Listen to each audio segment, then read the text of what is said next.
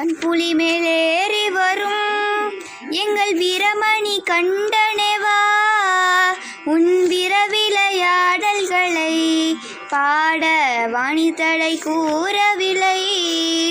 கொஞ்சி கொஞ்சி பேசி வரும் உன் பிஞ்சு மொழி கேட்டிடவே, அந்த பந்தலத்தோ செய்த தவம் இந்த பாமரன் நான் செய்யவில்லையோ.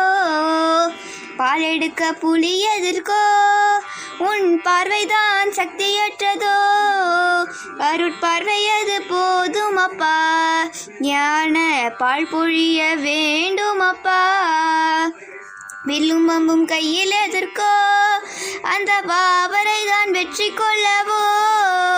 உன் பக்தர்களின் துயர்களையே நீ வேட்டையாடி விரட்டிடவோ.